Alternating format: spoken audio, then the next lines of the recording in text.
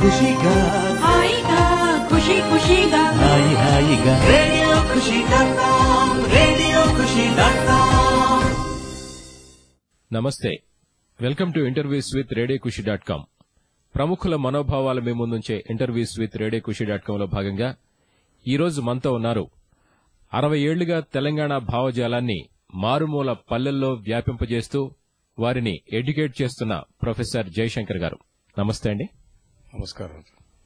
జయశంకర్ గారు, మీరు దాదాపు చిన్నప్పుడే తెలంగాణ భావజాలంతో ముందుకొచ్చి ఇంకా కొంత వయసు వచ్చేసరికి తెలంగాణ భావజాలంలో పూర్తిగా లీనమైపోయి మూవ్మెంట్ లో పాల్గొనడం అనేది జరిగింది. అసలు మీ నేపథ్యం ఏంటి? మీరు ఎలా ఎడ్యుకేట్ అయ్యారు ఇంతమందిని ఎడ్యుకేట్ చేసే ముందు? నేను పుట్టింది ఈ ప్రాంతాన్ని నిజాం నవాబులు పాలిస్తున్న రోజుల్లో. నా చిన్నతనంలో దాదాపు నాకు 14-15 సంవత్సరాల వయసు వచ్చినప్పుడు ఇక్కడ రజాకార్ల సమస్య మొదలైంది. అప్పుడు ఒక ఘర్షణ, పాలక వర్గాల మధ్య పాలిత వర్గాల మధ్య ఘర్షణ మొదలైంది. ఫ్యూడల్ వ్యవస్థలో చాలా మంది రైతులు, ప్రజలు రజాకార్లకు వ్యతిరేకంగా పోరాడినప్పుడు ప్రజలపైన ఆనాటి ప్రభుత్వం విరుచుకుపడింది. అదొక విధంగా స్వాతంత్ర్య పోరాటం అని చెప్పవచ్చు. భారతదేశంలో అన్ని ప్రాంతాల్లో విదేశీయులకు వ్యతిరేకంగా పోరాటం కొనసాగుతుంటే ఆనాటి హైదరాబాద్ రాష్ట్రంలో ఫ్యూడల్ వ్యవస్థకు వ్యతిరేకంగా పోరాటం కొనసాగింది. ఆ సందర్భంలో కొంతమంది తెలంగాణ ప్రాంతం వాళ్ళు పొరుగు రాష్ట్రాలకు వెళ్లి తలదాల్చుకోవాల్సి వచ్చింది. అప్పుడున్న పొరుగు రాష్ట్రం మద్రాసు రాష్ట్రం. ఇప్పుడున్నటువంటి ఆంధ్ర ప్రాంతం మద్రాసు ఉమ్మడి రాష్ట్రంలోని ఒక భాగం. అంటే నిజంగా ఆ రోజు హైదరాబాద్ ఒక దేశం, మద్రాసు ఇంకొక దేశం. అందులో భాగంగా ఉన్న ఆంధ్ర ప్రాంతం కూడా వేరొక దేశం అనే చెప్పొచ్చు సాంకేతికంగా. తెలంగాణ ప్రాంతం వారు తలదాచుకోవడానికి పోయిన ప్రాంతాల లోపల విజయవాడ ఉంది, కర్నూలు ఉంది. ఇటు మహారాష్ట్ర ప్రాంతానికి వెళ్తే షోలాపూర్ ఉంది, నాగ్పూర్ ఉంది. అట్లా వెళ్లారు. నాగ్పూర్కు వెళ్లిన వాళ్లను స్థానికులు ఎంతో ఆదరంగా చూసుకుని వాళ్ళకు రక్షణ కల్పించి వాళ్ళ బాగా ఆదరించారు. ఆ విధంగా నాగ్పూర్కు వెళ్లినటువంటి శరణార్థులలో పివి నరసింహరావు గారు కూడా ఉండేది. ఆయన విద్యార్థిగా వెళ్లి అక్కడ చదువుకొని పెద్దవాడై తిరిగి వచ్చి ఎంత పైకి పోయాడో మీకు తెలుసు. అట్లాగే షోలాపూర్ పోయిన వాళ్ళకు కూడా మంచి అనుభవాలే. కానీ విజయవాడకు పోయిన వాళ్ళకు చాలా చేదు అనుభవాలు ఎదురయ్యాయి. ఏమిటంటే ఆ రోజు ఈ ప్రాంతాన్ని నైజాం ప్రాంతం అనేవాళ్ళు. నైజాం ప్రాంతం నుంచి వచ్చిన వాళ్ళంతా బాగా డబ్బున్న వాళ్ళు, కానీ తెలివి తక్కువ వాళ్ళు అని ఒకవైపు వీళ్ల పట్ల చిన్న చూపు, రెండో వైపు వీళ్లు పోయినటువంటి ఇండ్ల అద్దెలు, హోటల్ అద్దెలు పెంచడం, అవహేళన చేయడం అలా జరిగింది. అలా 1946, 47, 48 ప్రాంతంలో జరిగినాయి ఆ సంఘటనలు. 47లో దేశానికి స్వాతంత్ర్యం వచ్చినా ఇంకా హైదరాబాద్ ప్రాంతం నిజాం పాలనలోనే ఉండేది. దేశానికి స్వాతంత్ర్యం వచ్చినా ఈ ప్రాంతానికి స్వాతంత్ర్యం రాలేదు. ఆ పోరాటం కొనసాగి చివరికి 17 సెప్టెంబర్ 1948లో ఈ ప్రాంతానికి నిజాం పాలన నుంచి విముక్తి లభించింది. అప్పుడు పోయిన వాళ్ళు తిరిగి వచ్చారు. తిరిగి వచ్చిన వాళ్ళు వాళ్ళ చేదు అనుభవాలు చెప్పారు. ఏమిటి, మద్రాసులో ఉండే తెలుగు వాళ్ళైనా నిజాం రాష్ట్రంలో ఉండే తెలుగు వాళ్ళైనా ఒకటే అని ఒక భావన ఉండేది కదా. కానీ ఈ అనుభవాల దృష్ట్యా ఈ రెండు రాష్ట్రాల తెలుగు వాళ్ళు కలిసి ఉండడం సాధ్యం కాకపోతున్నటువంటి బీజాలు ఆ రోజే నాటుకున్నాయి. అయితే అలా శరణార్థులుగా పోయినటువంటి వాళ్లలో మా కుటుంబ సభ్యులు కూడా చాలా మంది ఉండేది. ఇప్పటికీ కొందరు సజీవంగా ఉన్నారు. వాళ్ళు పెద్దవాళ్ళు వాళ్ళ అనుభవాలు చెప్తూ ఉంటే మేము విని ఆ రోజే మాకు ఒక స్పష్టమైన అభిప్రాయం కాకపోయినా ఒక వేగ అభిప్రాయం కలిగింది. తెలుగు వాళ్ళమైనంత మాత్రాన బహుశా కలిసి ఉండడం సాధ్యం కాకపోవచ్చు. ఆ రోజు విశాలాంధ్ర అనే ఒక నినాదం మొదలైంది. కనుక విశాలాంధ్ర అనేది మనకు క్షేమకరం కాదనే భావన నాకు 1948లో కలిగింది మా పెద్దల అనుభవాలతో. పోలీస్ యాక్షన్ జరిగిన తర్వాత, నిజాం రాజ్యపతనం అయిన తర్వాత హైదరాబాద్ రాష్ట్రాన్ని కేంద్రం నియమించిన మిలిటరీ పాలకులు కొంతకాలం, సివిల్ అడ్మినిస్ట్రేటర్స్ కొంతకాలం పాలించారు. 52 దాకా. 48 నుంచి 52 దాకా కేంద్ర ప్రభుత్వం నియమించినటువంటి అధికారులే రాష్ట్రాన్ని పాలించడానికి ఎన్నికలు జరగలేదు. అప్పుడు ఏం జరిగింది, ఈ ప్రాంతంలో అధికార భాష, బోధనా మాధ్యమం ఉర్దూ ఉండేది. నేను ఉర్దూ మీడియంలో చదువుకున్నామండి. ఇంగ్లీష్ మీడియంకు మారాలి, తెలుగు మీడియంకు మారాలి అంటే పొరుగు రాష్ట్రమైన మద్రాసు నుంచి రావాలి. మద్రాసు అంటే నేను ఇప్పుడు చెప్పేది కోస్తా ఆంధ్ర, రాయలసీమ. తెలుగు వాళ్ళని అక్కడే ఉండేది కదా.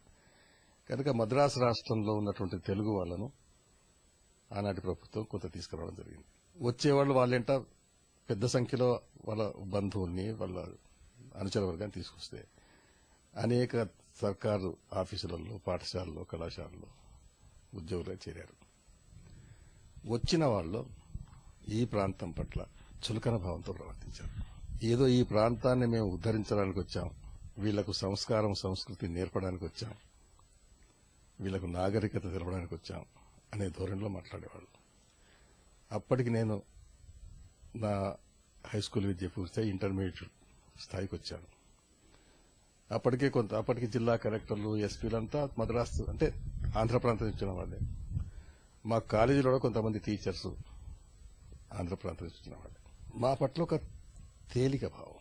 అప్పుడే విశాలాంధ్ర ఉద్యమం మొదలైంది. అంటే విశాలాంధ్ర కావాలి, హైదరాబాదు తర్వాత హైదరాబాద్ రాష్ట్రంలో ఉన్న తెలుగు ప్రాంతాలు, మద్రాసులో ఉన్న తెలుగు ప్రాంతాలు కలవాలని ఉద్యమితే దానికి వ్యతిరేకంగా మేము ఉద్యమించాం 1952లో. దానికి ఆంధ్ర రాష్ట్రం కూడా ఏర్పడలేదు. ఆంధ్ర రాయలసీమ ప్రాంతాలు ఉమ్మడి మద్రాసు రాష్ట్రంలో భాగంగా ఉన్నప్పుడే ఒక సంఘటన ఏమిటంటే, అయ్యదేవర కాళేశ్వరరావు ఒక పెద్ద నాయకుడు ఉండేవాడు. ఆయన్ను నేను వరంగల్లో చదివే కళాశాల అధ్యాపకులు ఉపన్యాసాలు ఇవ్వడం తీసుకొచ్చారు. మా కాలేజీ ఆవరణ లోపలనే ఆయనతో ఉపన్యాసాలు పెట్టిస్తే ఇదే చెప్పాడు ఆయన, మీకు తెలుగు రాదు, మీకు ఇంగ్లీష్ రాదు, మీకు సభ్యత లేదు, మీకు నాగరికత తెలియదు, మేము వస్తే తప్ప మీరు బాగుపడరు అంటే మేము అల్లరి చేశాం. బాగా అల్లరి అయింది. పోలీసులు పిలిపించారు, లాఠీ చార్జ్ అయింది. అది ఆగస్టు చివరి వారంలో 1952లో నేను ఇంటర్మీడియట్ విద్యార్థిగా ఆ సమావేశంలో పాల్గొని అల్లరి చేసిన కుర్రవాళ్లలో నేను కూడా ఒకడిని. ఆ పోలీసు జరిగిన లాఠీ చార్జ్లో దెబ్బలు తిన్నటువంటి, ఆ రోజు దెబ్బలు తిని ఇప్పటికీ బతుకున్న వాళ్ళలో బహుబుద్ధిమంతులు నేను ఒకటి. అలా ఉద్యమంలో ప్రవేశించాం. 1952 తర్వాత ఇక్కడ ఎన్నికలు వచ్చాయి. ఊరుగుల రామకృష్ణ ప్రభుత్వం వచ్చింది. హైదరాబాద్ రాష్ట్రం అంటే ఇప్పుడు తెలంగాణ, మరాఠవాడ ప్రాంతం కొంత, కర్ణాటక కలిసి అప్పుడు హైదరాబాద్ రాష్ట్రం అదొక ప్రత్యేక రాష్ట్రంగా ఉండేది. కానీ ప్రధానంగా తెలంగాణ ప్రాంతమే మేజర్ పార్ట్. అందులో మద్రాసు రాష్ట్రంలో భాగంగా రాయలసీమ, కోస్తాంధ్ర ఉండేవి. అక్కడ ఉద్యమం మొదలైంది, మద్రాసు నుంచి విడిపోవాలని తెలుగు వాళ్ళది. పొట్టి శ్రీరాములు నిరాహార దీక్ష, ఆయన చనిపోవడం, తర్వాత ఆంధ్ర రాష్ట్రం ఏర్పడడం. 1 అక్టోబర్ 1953 రోజు ఆంధ్ర రాష్ట్రం ఏర్పడ్డది. ఇక్కడ గమనించవలసింది ఏమిటంటే కొన్ని చారిత్రక వక్రీకరణలు జరుగుతున్నాయి. పొట్టి శ్రీరాములు ప్రాణత్యాగం చేసింది మద్రాసు రాష్ట్రం నుంచి తెలుగు మాట్లాడే ప్రాంతాలను విడదీసి ఆంధ్ర రాష్ట్రం ఏర్పాటు చేయాలని, కానీ విశాలాంధ్ర కాదు, ఆంధ్రప్రదేశ్ కాదు. రెండవది, మద్రాసు నుంచి విడిపోయినప్పుడు, ఆంధ్ర రాయలసీమ ప్రాంతం విడిపోయినప్పుడు రాజధానిగా, ఉమ్మడి రాజధానిగా మద్రాసు ఉండాలని ఆయన నిరాహార దీక్షకు ప్రధాన ఉద్దేశం. మద్రాస్ నగరం ఆంధ్ర, తమిళనాడు, ఆ రోజు మద్రాసు ఉందని ఆ పోరాటంలో ఆయన ప్రాణత్యాగం చేశాడు అనమాట. సరే, చివరికి పెద్ద అల్లర్లు జరిగాయి, హింస చెలరేగింది. ఆ నేపథ్యంలో 1 అక్టోబర్ 1953 రోజు ఆంధ్ర రాష్ట్రం ఏర్పడ్డది. 1 అక్టోబర్ 1953 రోజు ఆంధ్ర రాష్ట్రం ఏర్పడడానికి, పొట్టి శ్రీరాములు ప్రాణత్యాగానికి తెలంగాణ ప్రాంతానికి ఏమీ సంబంధం లేదు. అప్పటికే ఇక్కడ వీళ్ళు సెటిల్ అయిపోయినారు.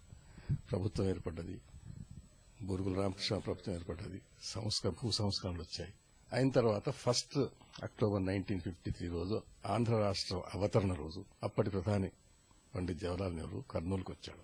వచ్చినప్పుడు కొంతమంది రాజకీయ నాయకులు, పాత్రికేయులు ఆయన అడిగారు, సరే మద్రాసు నుంచి వీళ్ళు విడిపోవడం జరిగింది, హైదరాబాద్ లోని తెలంగాణ ప్రాంతాన్ని కూడా కలిపి విశాలాంధ్ర చేస్తే బాగుంటుంది కదా అంటే, ఆ రోజు నెహ్రూ అన్నమాట చరిత్రలో రికార్డ్ అన్నమాట. ఆయన ఏమన్నారంటే, దిస్ ప్రపోజల్ అంటే ఈ ప్రతిపాదన has the taint of expansionist imperialism. అంటే విశాలాంధ్ర ప్రతిపాదనలో విస్తరణవాదంతో కూడుకున్నటువంటి సామ్రాజ్యవాదం ఇమిడి ఉన్నది అన్నాడు. అంటే ఎంత ఘాటైనటువంటి మాట, చరిత్రలో రికార్డ్ అన్నమాట. అంటే ఆయనకు తెలుసు ఈ రెండు ప్రాంతాలు కలిసి ఉండడం వల్ల తెలంగాణ ప్రాంతం నష్టపోతుంది అనేటువంటి ఒక. సరే, జరిగింది. మేము అనుకోలేదు 52లో అంత పెద్ద ఎత్తున ఉద్యమం అయితే వచ్చిందో. ఆ 52లో జరిగిన ఉద్యమంలో నేను చెప్పానే, లాఠీచార్జ్ జరిగిన తర్వాత మొత్తం తెలంగాణ ప్రాంతంలో వ్యాపించింది వార్త. ఇదేమిటి ఇట్లా అవుతుందని మొత్తం తెలంగాణ ప్రాంతంలో ఉన్న విద్యార్థులు వాళ్ళంతా హైదరాబాద్ లో ప్రొటెస్ట్ ర్యాలీ చేయడానికని అన్ని జిల్లాల నుంచి బయలుదేరి వచ్చారు. మేము కూడా విద్యార్థులుగా వరంగల్ నుంచి ఒక బస్సు తీసుకుని, ఆ రోజులో ఇన్ని రవాణా ప్రైవేట్ బస్సు తీసుకుని హైదరాబాద్కు వస్తుంటే, నేను ప్రయాణం చేస్తున్న బస్సు భువనగిరి దగ్గర ఫెయిల్ అయి హైదరాబాద్ చేరలేక